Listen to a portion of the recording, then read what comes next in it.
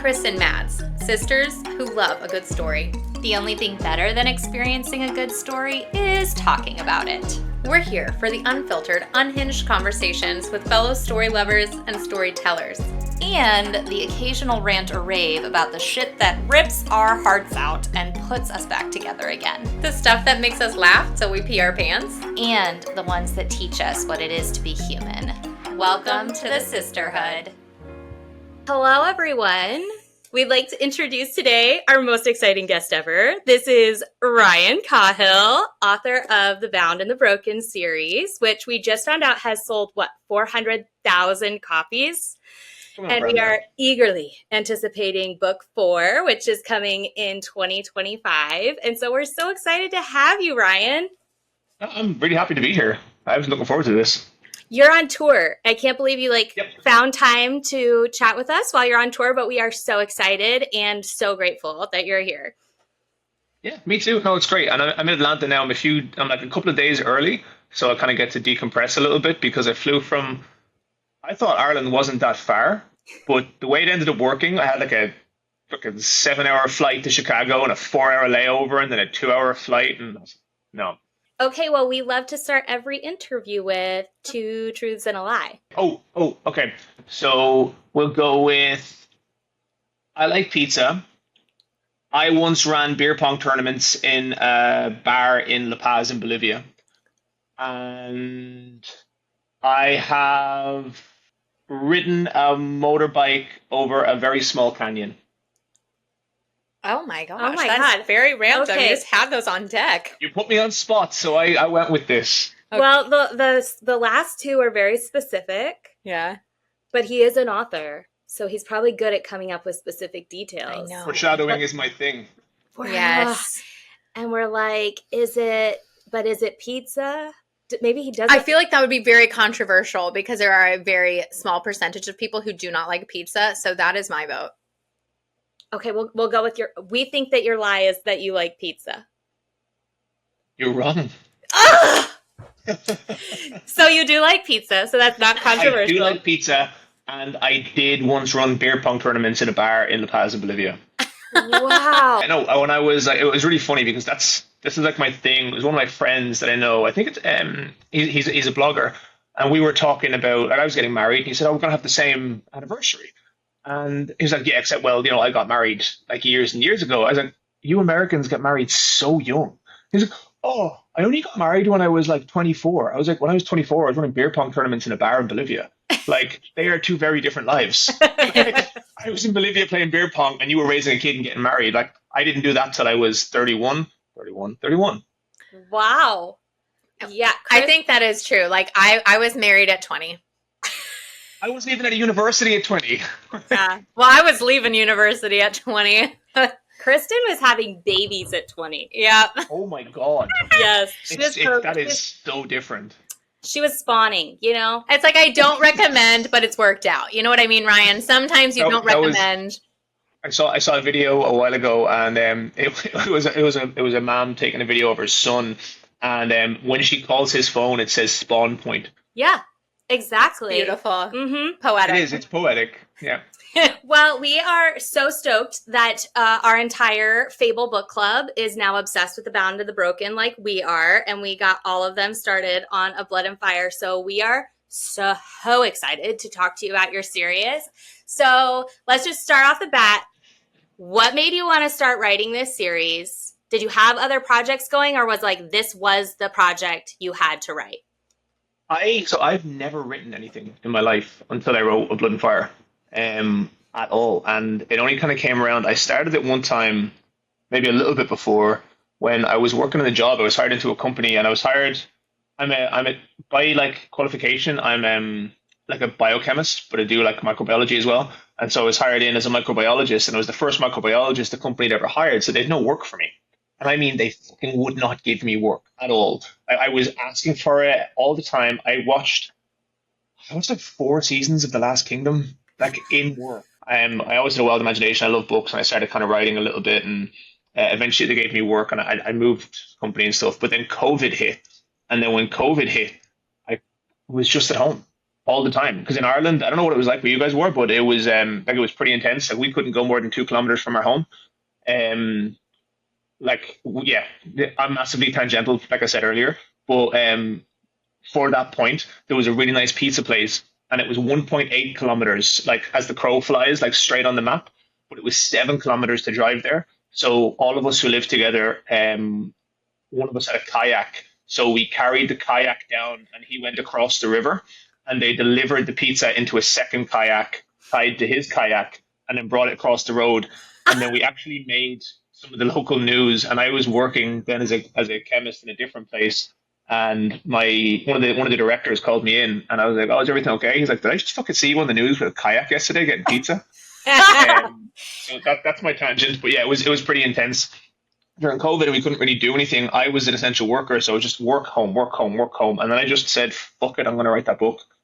And so I did that, and I launched it in March. I started writing it like December, no, a bit more than that, like October 2020, and launched it March 2021. Oh my And God. then, yeah, then I was like, basically, I went full because I had to quit my job to move to New Zealand, so I was basically gone full time by May then.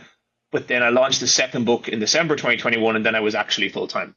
So, and I've been that way since. That is so fast. Like, Ryan. what is crazier, how fast you've written these books or that you did pizza on a kayak? Like, I can't decide Right. which one is more extreme, but Yeah. I would go due to the lack of sleep. I would say the books. The kayak was definitely fun and cool, but like I do not sleep a lot. And I just work. I think it's like just like hyper focused stuff. Like I will work 16 hours a day, 17 hours a day sometimes, just to get it done.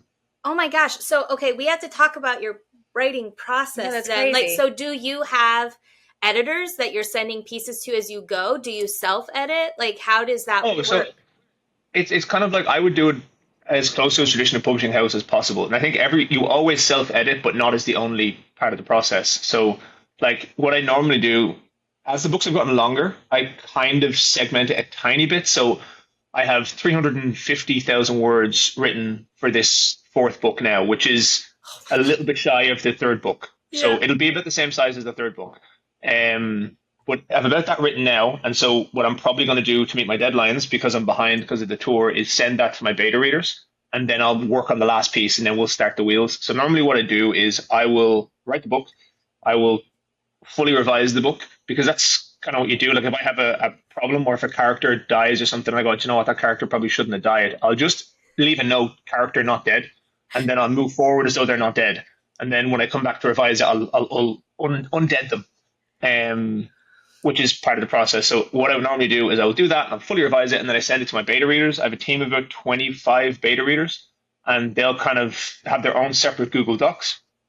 And I get them to leave like comments, like reactions and stuff as they go through. Some of them do different things. Some of them are more focused on certain things. And I know with some of them, say one person doesn't track battles very well. So when they start saying they're lost, I just don't really care too much. I'm like, that's fine, but you do other stuff. And the idea being that I will get a cross section of where things don't work. So if 6 or 7 people have the same issue, it's probably an issue. Okay. And if a lot of people love a certain section, it's a really good thing for me too. And I can use that as well then, because the next step is, once that's done, I take all of that and then I edit that, and then I send it to my editor. So I have a professional editor who goes to that, but then sometimes they might say, "Oh, this scene doesn't work," or there's a particular scene in book 3 where there's a story we've been waiting for a long time, and Theron is meant to tell the story. Okay, now that has like resonance in that he's a bard, he's a storyteller, and we have a story in book 1. So we've given that method of information transfer is in as a story. And so my editor was kind of going, "I actually don't think the scene works. It's a bit too info dumpy. I think it slows the plot down too much."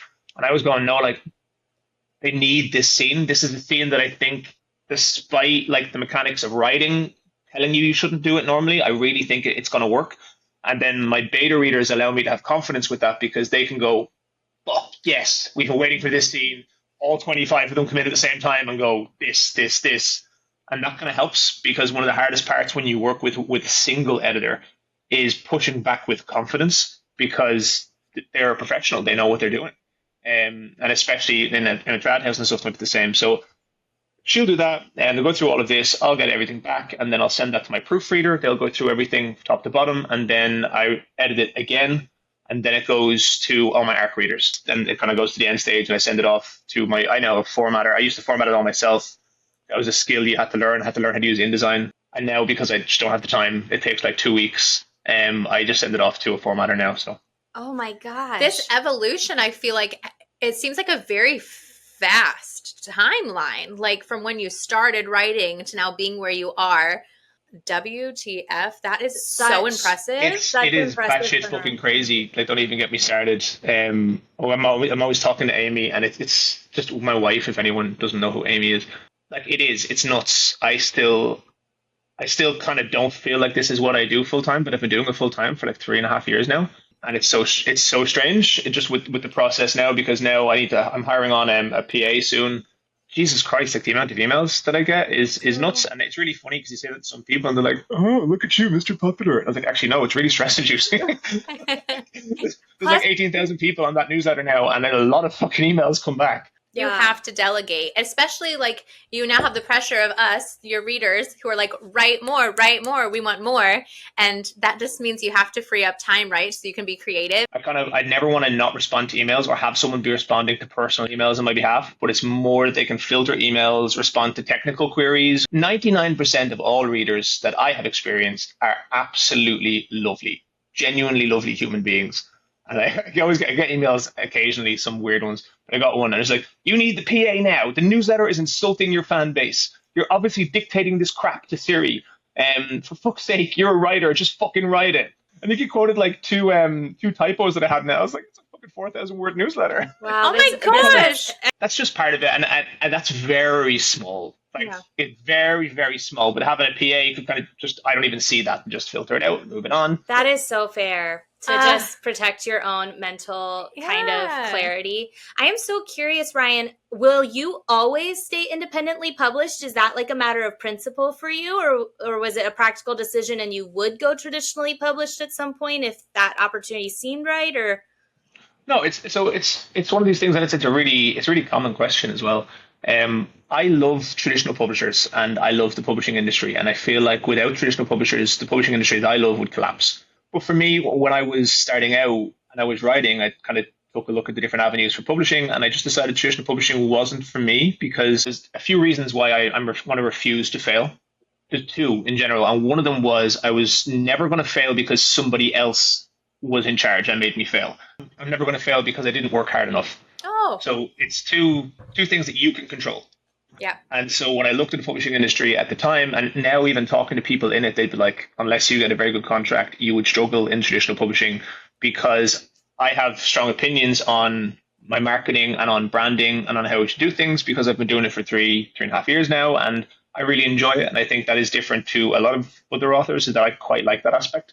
I love going on calls. I love going to conventions. I love all that sort of stuff. Like, it's really part of it for me. So even we're saying I'm away for 6 weeks, from my wife who's back in New Zealand, and she kind of says, go, because I know that it's part of like job fulfillment. Because when you're an author, you sit in a room on your own 90% of the year, 99% of the year. So it's part of the job fulfillment to go out and you can actually see the physical impact on the world and see the people that have read your books and see some of the other authors you've never met, and you kind of come back with a bit of a fire, and you kind of like, I love this industry and I want to make sure that I'm doing this job for the rest of my life. Right. I think it's really inspiring for anybody who, I think a lot of readers aspire to write, not all, but a lot. And it's kind of cool to me to just imagine you having this totally separate life, totally different career, and then to just be like, I'm going to start writing, and how quickly momentum is built for you. Because it's not that the other thing was bad, but it just seems like you're in like your lane, you're in alignment right now. And so it's like, it's a weird one where, what I would always say is I have never been, and this is the other end of it, that I think people who aspire to do something need to also understand, is that once it becomes the thing that puts food on your table, it's no longer just the thing you love. It is now a job, and it is the single most stressful job I've ever had in my life. And I've never worked more hours, ever. But I also could not imagine going back to anything else. I feel like I've been on a holiday for 3.5 years, while simultaneously being the most stressed I've ever been. What are some of your favorite authors that you are like, their writing style I'm obsessed with? I wish I could manifest the way that they are. Well, who are those people for you? One of my favorite authors of all time, like the author that kind of really, really, really put this kind of drive in me was John Gwynne. And I remember like I read John Gwynne long, long before I had any idea I'd ever want to write a book. One thing I loved about John Gwynne, positive father figures and male emotion. And it's something that I found extremely lacking. And the concept that men, and especially heroes, people you should look up to, should always be stoic and should always be unbreaking and unfeeling, I think to me is, it's kind of like the antithesis of what I want to write. So I think John Gwynne started a lot of that for me, and then like Wheel of Time. And then I remember I picked up The Heroes by Joe Abercrombie one time, and I was reading that and I went, I actually, it was the first time ever I got a little bit depressed reading another author's work, because I went, there is no way I could be this good, because that guy he's a masterclass in making every single piece of the scene tell a story about the character. And it took me a while, and I sat down and I went, I don't need to be Joe Abercrombie. Like Brandon Sanderson sells, I'm never going to be Brandon Sanderson either, but Brandon Sanderson sells hundreds of millions, and he writes nothing like Joe Abercrombie. And Naomi Novik, who was one of my earliest experiences with dragons, with Temeraire and His Majesty's Dragon, she writes nothing like that either. Yeah, there's a lot of different writers that I take inspiration from. I think from a like a craft and how they write perspective, I'd say John Gwynne probably had the biggest influence on me. Probably a good bit Robert Jordan as well. And then I say Tolkien would have from Tolkien and Robert Jordan would have from like a world building perspective. I always loved how complex the things they were doing were. Like George R. R. Martin, I loved for his like complexity of cast and again the depth of world. And but also I really loved the way he did dragons. So one of the things I don't usually like is talking dragons. I love George R. R. Martin's approach to making magical things tangible. Yeah. You can so see the influences that you have, but I think it's very clear that you're drawing from a broader pool, because I can see everything you're talking about. Like I definitely think that the way that you do multi POV and the way you do combat is very reminiscent of Gwyn to me. But your world building is very Tolkien to me, in the sense of like that the elves are like ancient and ethereal and have like this magical element, but it's never really like explicitly explained. The Knights of Acheron feel like that to me. So you can see your influences, but I thought, especially when we got into War and Ruin, finale sequence was very George R. R. Martin to me. At the end of the day, like we all stand on the shoulders of giants when we're writing these kind of books. Like it's impossible to steer clear of your influences. And I think sometimes I can see evidence when people write that they're trying too hard to steer clear from things that have been done. I think also what is working in your favor is that you have such an ensemble cast that while some tropes might be playing out with some characters, it's very difficult as and I'm a very wide reader of this specific niche genre. I love medieval fantasy, but I think it's difficult to predict what you're going to do with which character. So it's like, and that's the fun part. You know, like, is the chosen one trope actually going to go forward with this character? We don't know. Is the redemption arc actually going to play out with this character? I think that's what I like is a lot of people don't like book one, because when I wrote book one, I kind of wanted to signal like more tropes and more kind of like those kind of markers for two reasons. I wanted like people who have read a lot of fantasy to, you know, come into it and be able to see all the markers of the fantasy they love as kids, but in a more adult setting. So they can actually read it as an adult and feel the same way they did when they read the other books as kids. And then for newer fantasy readers, which is also why I think it's working for a lot of people who come into fantasy through romanticies, through like Fourth Wing and stuff. They come in, they love the romance, but then what I'm trying to do is when I write my one, I want to make it accessible for new fantasy readers, because a lot of the time the gap between those romanticies and the epic fantasy is the huge scope, the huge amount of things you have to take in at one time. And my series does get there. But at the start, I try and ease it in a little bit. That's exactly, because up until I read The Bound and the Broken, The Faithful and the Fallen was my favorite series of the year. And I'd made this rave video about it and had so many of our romantasy followers buying Malice and saying that they were really struggling with it. So then when I read Bound and the Broken And Kristen was kind of on the fence. She was like, so do I start Malice? I said, I think that Of Blood and Fire will be more accessible, but if you get that taste and you love it, then you'll know, like, you just have a whole amazing series to read next too. But and that's what I wanted it to be. I wanted that first book to be like a gateway drug. it is. You did a great job. We are hooked. We need another hit. It is great. I also think the novellas are so smart because anyone who accuses a epic fantasy writer of info dumping, I am like, first of all, you are not an info dumper at all, but it's like there are these moments where I can tell there's lore here, but we need to move on with the plot. And I almost always, anytime I feel that like little blue balls feeling, I'm like, oh, I bet we're getting a novella, and then we always do. And that's a specific craft thing that I try and do with the novels and into the novellas. So the small bits, like I feel like one thing I've tried to do, and like I said, I go off on tangents, so I have to specifically stop myself from doing that when I write, because the cast is so big and there's so many story threads that if I start doing side quests, we'll never finish. I don't want one of those plots where one character goes off to some random far off place for barely any reason, just because I can't bog down the narrative with this many story threads. I need to keep it moving. Mm-hmm. So small mentions in the story of lore, of deeper things, instead of going into them. The idea is that the novellas should always answer the question that you're asking at the end of the book.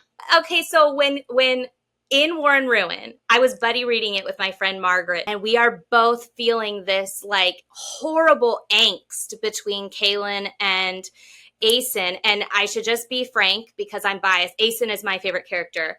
So as we're moving through their tension, like it's like we understand Kaylin, but we're also just like, we have this innate trust of Aeson, but we don't really know why. We're just like mad at Kaylin for not trusting Aeson. That's the exact perfect situation that I want a reader to be in, and not everyone gets there yet. And I love that. You keep going because there's a lot of stuff with Aeson. Yes. Okay. So I think some of it is from the fall. So I read the fall. I was reading the novellas in the way that you recommended it. So I'd read the fall, and here I am in Of War and Ruin, and I know that Kaylin doesn't know about everything Aeson witnessed in the fall. And it's like Aeson has this deep conviction, and yet he also basically, he has guilt. Like he has conviction, but he has guilt. So he's a little bit self-deprecating. Like he doesn't sell himself to Kaylin. And so when I read The Ice, it was everything I needed. I was like, I knew it. I knew he was the best dad ever. I knew he was a hero. I'm in love with him. He is Aragorn's second coming. Sorry to compare, but I was like, I knew it. I'm in love with him. And I was just like, Kaylin, get with the program, dude. One thing, it's not a spoiler at all. It's a perspective thing that sometimes I'll say to some readers when they talk about this. The way I kind of like to engineer Aeson is, when you think about it, when you go back, is Kaylin is what Aeson was meant to be. So Aeson was like the prodigy. He was the young prodigy back in that time, and he was like when you have in the fall and you have Elvira crossing the bridge, and in the first section, and there's a side comment where she says she doesn't know if she'd be able to beat him, and she is far and away better than he is. She's been there for a long time. He's new. He's very young at that stage, and even then she's not sure. So the idea is that if the fall never happened, Aeson would have been the prodigy. Aeson is the person who should have been able to do that, and his whole life was stolen from him, essentially, by what happened. And so another perspective to look at the entire series from is that Aeson is the main character, not Kaylin. And that Aeson is trying to do all these things, and he's trying to steer Kaylin towards the things that he would have done in those situations. And Aeson is trying to see everything full circle. It's kind of a way that I like to look at it when I'm writing it. And that's not a definitive thing where I'm saying Aeson is the main character. But when I'm writing Aeson, even from other people's perspective, I try and write it as though he is the main character. And every single act in the entire world of the series has revolved around him. Everything that has happened has been there. He's been through all of it, seen everything. He's the loose connection that brings everything together. And so, he is sitting there grasping with the fact that he now, after everything that he's done and everything that he's lost, has to rely on that 20-year-old kid. Kaylin just has this God complex about that everything is on him. it's his fault. Oh, 100%. That's exactly how he's meant to be. Because if you go back and you look at how Varys treated Rhett, that it's father and son, and both of them have a really, really hard time when they lose people and they try to find a place to lay the blame. Yes. And so Varys, who is by all accounts and by everyone we've met in the entire series an extremely good man, finds it really hard when he loses people he loves and he tries to find a place to blame, and Rhett was the place that he blamed. But then what you realize is that Kaelin is actually just acting the exact same way that his dad did. In a lot of storytelling, you have like what are called like iconic characters. But if you pick some of the characters that will change a lot through the series, iconic characters don't. And so what I tried to do with Aeson and Dan and everything is actually, if you look at it, like who Dan is, Dan's story is more about accepting how good he is, not learning to be that good. Dan is just learning that he's allowed to be who he is. Whereas you have Aeson, who's meant to be an iconic character, but he's learning. And Beren, who is an iconic character who is learning and changing the more he talks to Dan. And so that's the kind of like a little triangle thing, not a love triangle, I suppose, where the two older people are learning to be more human, which is I love that sort of stuff. Oh, that's great. You have to understand, we read more than 8 books every single month, and fantasy is our go-to. So to just hear you breaking down like different parts of your writing brain, because we have reader brains and you have a writer brain, that's fascinating to me. It's a stuff to me that you have to stop me sometimes, because most times when I end up talking, it ends up in interviews, it ends up becoming about like publishing and about like general stories and stuff. So when it actually gets into writing, you don't get to talk about it that often. So I'm kind of going, this is fun. So I gobble it up. Yeah, we're like, this is gold. I do have a question about your I think I know the answer based on what you've been saying, but do you have all 5 of your main series books plotted at this point? Like, where the story's going, and have you always known and you're just working backwards and filling it in? Or are you like a discovery writer? I always know. I know the last scene in the whole series. And I know the ending of every single book. I know the last line before I write it. But I don't know all the pieces in between. So I will go and I'll go, this is the last line. And I'll say, I want all of these characters to be in this kind of emotional state at the end of the book, and in this kind of mental state. And then I'll mark down major events that need to happen. Like, these 12 events need to happen in this book. And then how the characters get there, that's just whatever happens. The way that your plots go, that makes sense, because I feel like there's a lot of rich detail that isn't necessarily like, let's just get from A to B. Mm-hmm. It's like you're filling in the whole painting, kind of. They're my favorite things. Like, as in, I could just tell a story how someone gets from A to B. But if I tell a story where, like, for me, the quiet moments, I love writing action scenes, and I think a lot of people consider, for the type of fantasy that I write, it to be quite fast-paced, in that, like, the first book is reasonably slow, especially at the start, because that's the classic fantasy opening. Mm-hmm. But, like, you go to book two doesn't really stop from start to finish. And then, like, A War and Ruin is, like, I think I worked it out. It was, like, I don't even know how many Harry Potters it was. It was a lot. But it's a long book, and you can't have it be that kind of pace for that long a book, because you wear readers out. But also, it's really important that if you're going to be in a series for that long, you need to really learn who the characters are. So I don't like the concept that every scene has to move the plot forward. It doesn't. Every scene has to do something. It has to do something tangible. So either move the plot forward, or deepen a character relationship that's important, or show us aspects of the world or the character that are important, or even sometimes aspects of the character and the world that might not be important, but will make you love the character and the world more. Or less. Like, there's loads of little things there. Like, some of my favorite things, like some of the conversations that Kaelin has with Varel on the grass are some of my favorite parts of the books. Some of the small bits, like, I find are really important. Like, it's not a spoiler. There's a scene in book 3 where a lot of stuff's happened, and I was asked this on a panel, is like, what was the kind of like the one moment in the book that really kind of got to you? It was when they're walking, they're in a place, I can't spoil it, and a lot of stuff had happened, and Veyril just asks Kaelin, "Can I ask you a question?" And it's part of the elven culture that when you're about to ask a question that you think might hurt someone or might upset someone, that you ask them first. It's just considered respect in the culture. And he's like, "You can." He just asks him if he's okay. And for me, that was like one of those things where it deepens the character bond, and it deepens like what the story in the world is about. I think that those quiet emotional moments that you write are actually enhanced by I would say the moral complexity that you're introducing in the different areas of your world, which I also think is very John Gwynne-esque, and even Joe Abercrombie of you. Like the Empire in book 1, you're so sure after you read of Blood and Fire and The Fall that the Empire is no good, evil, rot all the way through until, plot twist, but Rist is with the Empire and he is meeting people who are not evil. It's not like mathematically possible or probable for like fucking 3 million people to all be evil. Right. And so because you're introducing that moral ambiguity and that complexity to your world, and you're taking, you've got the global aspect of like what the Empire stands for, perhaps is the foil to Kaelin, but within the individuals, you've got so much complexity. And so then those emotional moments, like, right before Rist goes into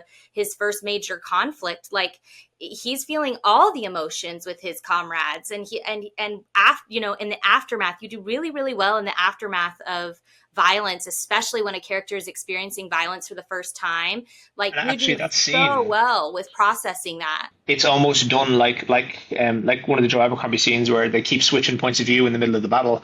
But it's done on purpose because you can see how Rist, who's never seen anything, reacts to the same things that another character who has seen all of it reacts to, a same character who's in a different position, and how he reacts. And then flashing back to Rist slipping in the mud and jumping over himself and panicking and freezing, and then the other character who does not freeze for a second. Right. I think like that kind of stuff, I love having that kind of juxtaposition of the two different characters in the same situation, which is essentially what The Fall is. The Fall is, although on a less extreme level because they're all experienced, it's the idea that what would happen if 4 different characters all saw the same thing, how they would all see the difference. And like when you have Elvira and Kalamvar, they both walk through the same corridor to go to the tower. And Elvira sees the beautiful reds and the white stone and the gold door, and Kalamvar comments how the red carpet is like blood on a cold, pale body, essentially. And how the two of them see the difference in the opulence, how she sees it as beauty and he sees it as death. Yeah. But that's the kind of stuff they really like. Which character is most like you? See, I've asked that question before, and I actually don't feel like there is one. So what I've done is I've definitely put pieces of myself into everyone. So like Dan has my sense of humor.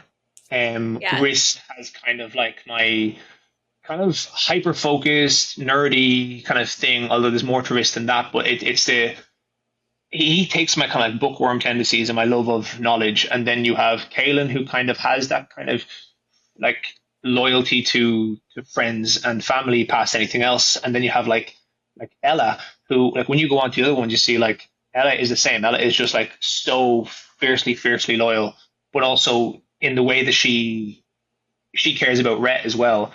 And the way that she deals with those kind of things. I think little pieces of me are in all of the characters, but no character is like me. Okay. If that makes sense. Yeah. I think if you do that, if you do put yourself into a character, it's a lot harder to kill them. Yeah. Don't tell me to kill any of them. Unkill. Use that sticky note for the unkill, please. Like, prepare yourself. I cannot. I think we've come into this weird thing where I think killing characters is cliche now. I think you have Game of Thrones went and did it, right? But George R. R. Martin did it, but he did it carefully. George R. R. Martin killed everyone with a purpose at the right time, and his deaths, most of them caused ripples. Something else happened, and then it became a thing that people just kill characters and start doing it for shock value and start doing it just to kill them. And like I've read, how many characters are going to kill this book? I was like, that's not how it works. Like I will kill characters. I have no problem killing them, but there has to be a reason. Yeah. Like there was one. Both Veyril and Tarmin had died in certain drafts at certain points, and I then went back and looked at them and I said, actually, no, this character is more to give to the story alive. And I think like that's important. So that I'm not just going to randomly start killing characters unless it comes across at an unfeasibility level. If all these characters are in this cannot win battle and all 12 of only those characters survive. That's a bit weird. Yeah. I mean, it's weird, but like, it's a book, so like, just be kind. It's so hard. I'm getting too invested. I'm on the fence about that, but I would say that the authors I trust the most aren't afraid to kill characters, but yes, do it with care. I mean, I think Doing it with care is the most important thing. Yeah. So, okay, here's a question I don't know if you'll be able to answer, and I'm going to ask it in a non-spoilery way, but are we going to get resolution on a certain forbidden love / enemies to lovers certain plot line that's sort of kind of happening? Does this involve a large age gap? Yes. I don't know who. I need to be careful. I don't actually know if I have the right thing in my head. But like the way I look at it is a lot of the stuff. One of the things I'm going to try and do as I write the whole time is I don't like leaving things. There's certain things that should be left ambiguous, but there's certain things that like you should know as a writer that shouldn't be ambiguous. So chances are yes. Okay. I know I shouldn't love him, but I do. He feels redeemable to me. If with the way we talk about like romance in books, is that romance has become conflated with graphic sex. Oh yeah, we don't need spice. We don't need spice. It won't be. Trust me, I'm not good enough at writing it. It's not because it's not because I'm a prude. I just literally don't think I could do it well. Yeah. And it also just doesn't fit in the way I've written the books.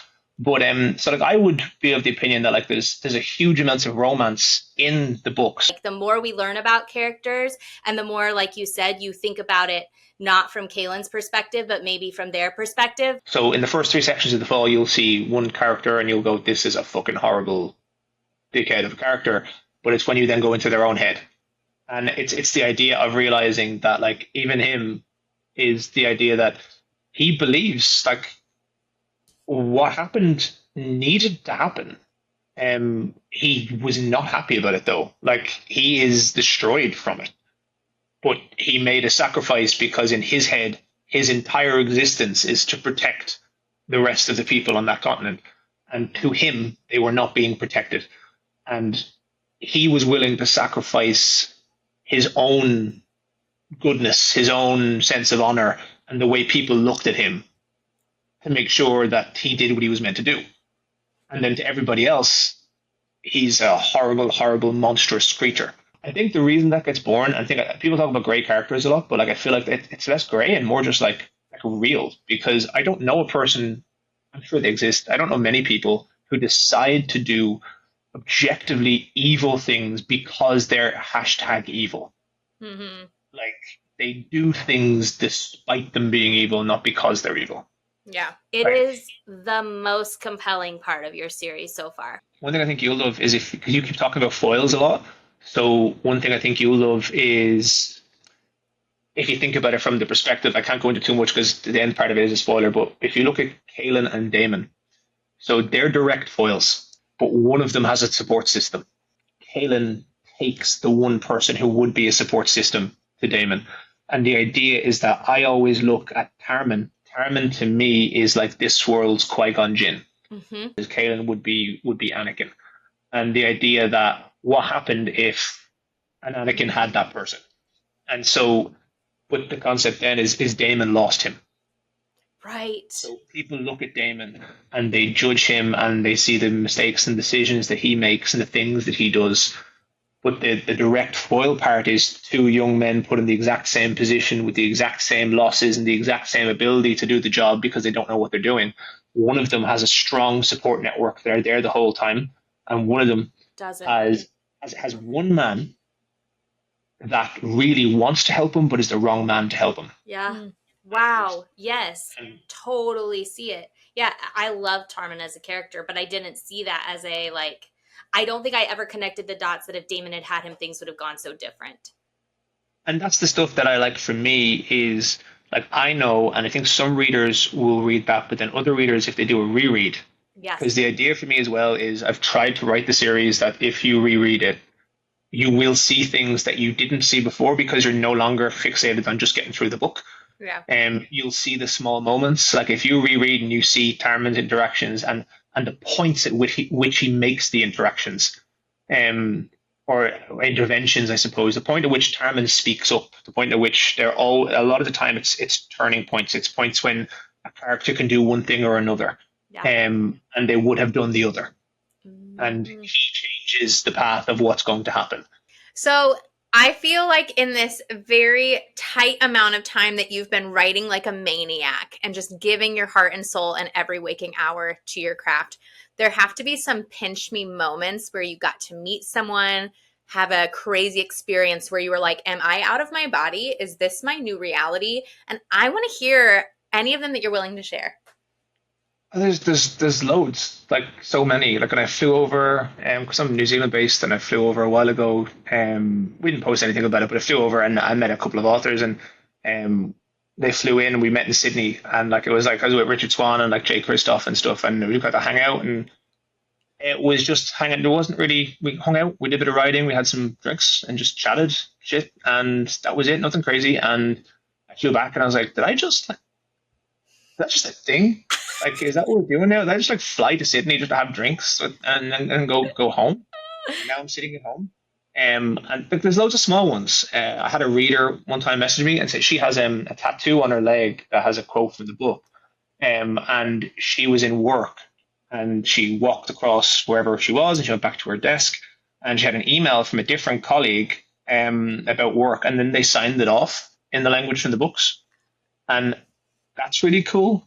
There's so many little small moments. I believe even when I was doing those signings in the Broken Binding, that's one thing in general. Like I'd signed like 2,500 books, and then before I left, half of them were gone. They were sold, and then I had to actually go and fly back to Birmingham after ordering more books to do it. But there was people who were sending in, and it was like their third set of hardbacks. Like legitimately third full sets. They now own 18 books, 6 of each. And they bought one set of hardbacks when they went on sale. They bought one set of hardbacks when they were signed, and then they bought one set of hardbacks to have me draw a dragon in them. And that's just like I think it's kind of the reality is it's kind of a pinch myself moment all the time. It's very cool. Like the concept is I used to do I did a lot of music, and I did music full time a little bit before I stopped. I went to South America and I came back. I did music full time for a little bit. Then went back into pharmaceuticals, and it was really funny because I was talking to my dad, and I was like, I never thought that I'd actually be on tour, but it wouldn't be for music. And that's kind of like a weird. It's all strange. Every day of it is strange. It seems very well deserved, Ryan. I Yeah. feel like I don't know about that you're now. telling a very special story that means a lot to a lot of people, and you're doing it with a lot of care and intention. And so it makes so much sense to me that people want multiple copies and tattoos, and that it means so much to them, because I really think you're writing a transcendent piece of work. That's a really nice sentence. Thank you very much. It's weird. It's very strange. I go back to Ireland and I see some of my friends, and they're like, I heard you like write books now. Like, to the point that like it is genuinely funny and surprising because it has never been a thing. So it's a very weird, and because of COVID and because of moving to New Zealand, like when I went to my wedding, there was some of the people who came to my wedding, I hadn't seen them in 3 years. Because we couldn't see anyone during COVID, and then I was away for a while. So in that period, like during COVID is when I started writing. So I left as a biochemist, and then I came back and they're like, you tell fucking stories about dragons now? Plot twist. What's really weird is actually commissioning art. That's weird. When I sit down at my desk, and part of my job, I said one day there was an artist who did the end paper for the fall, and I said, I cannot believe I'm sitting here doing a brief to tell an artist in Turkey how to draw a dragon. I love all the art that you release for the series. Like fan art's cool, commissioned art is cool. Tarot cards. I'm so there's excited. so much more. So excited. There's a lot Brilliant. of projects coming in the next 2 or 3 years, and there's art already made for it, like, which is cool. That's awesome. All right, should we sign this off? We sign off every episode by making our guests feel really awkward, which is why we do it at the end, so you can just leave. By Nice. just telling you everything we love and appreciate I'm about you. probably just actually going to immediately put the screen down. Like, I think it's like I think it's an Irish thing. It just doesn't work well. Just look off in space. Ignore what's happening. Just, He says, oh my gosh. Well, I will start. Ryan, we talked That's about interesting. pinch me moments, about your pinch me moments a couple minutes ago. But one of my pinch me moments since Maddie and I started our channel was when you reached out to us and said that you would be open to being on our podcast and that you would be down to meet in Ireland. This is like Maddie's and my entire goal with starting a channel was we were like, what if we could actually talk to authors about books? Because we have just loved storytelling our whole lives. So thank you for being a generous person.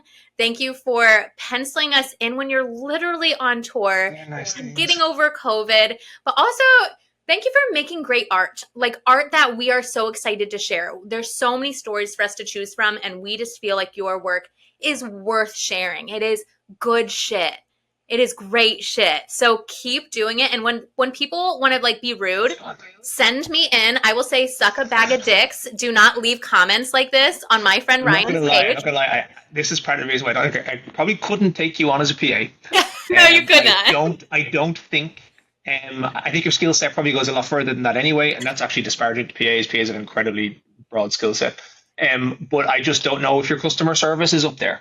It's possibly not going to It's work. just too filter free. Yeah. I love that though, because I would love to tell them to suck a bag of dicks. Because I feel like infinitely there is no one who needs a bag, and it's just much worse than just a regular single.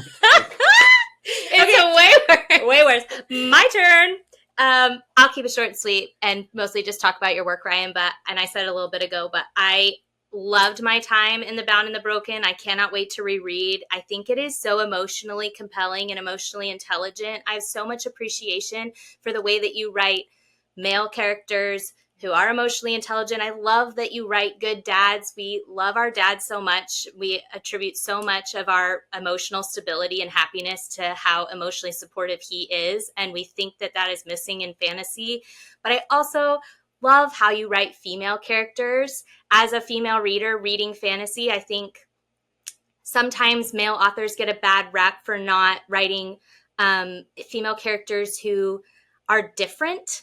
And I think we get a lot of variety of female characters in The Bound and the Broken, and I think they have different strengths. But I also think you're not trying to write like perfect angel women. Like they're complicated and they have issues, and they have their own growth arcs, and that's super just refreshing. It's so refreshing. I think you are really refreshing. I love your whole approach. I love that you're so unapologetic, but obviously very devoted to your readers.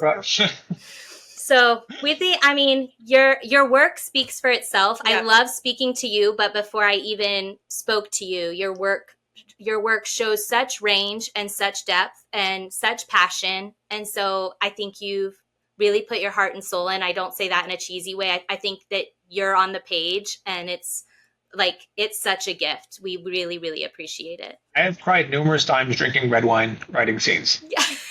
We believe it. It's actually happened. And it's like there's certain scenes I call red wine scenes. So like I know this scene needs red wine. Yeah. Like, I'll drink the red wine, I'll write the scene, have a little cry, come back and edit the next day and go, that wasn't that bad. Not bad at all. Not bad at all. Scenes and red wine scenes. And we read to feel, Ryan. Yeah. Like we read to feel something, to see ourselves, to aspire to something, to experience like practice loss, and to like pre-process what it is to care deeply and lose things and aspire to be something we aren't yet. And like that's what's baked into your books. Well, 100%. That's like, I love when people say that, because that's why I'm writing. But no, like honestly, like the reason I reached out, like, and I don't reach out when I see a lot of videos all the time, but like there's two people in particular that I did that to, and it was you and it was Zoran. Because the way you guys read and the way you show what you feel when you feel like you have this like passion about books, and you can see it. Like I can like physically get excited when I see like you and Zoran, when you're doing reviews, you're just so fucking excited about everything, and so there's just so much passion and so much energy in it. I'm like, they're cool people, and this is kind of the point of the business. I was talking to one of my friends who's an author as well. And we're doing some projects coming up, and we kind of sat there and we're having drinks and we're eating food, and we're in Glasgow, and we're kind of like, geez, man, this is the point, isn't it? Like, as in, if you're like 50 or 60 and you can look back and you can say, well, what did you do for the last like 40 years. So I kind of basically just hung out with my friends and talked about books and wrote books and had drinks and ate food.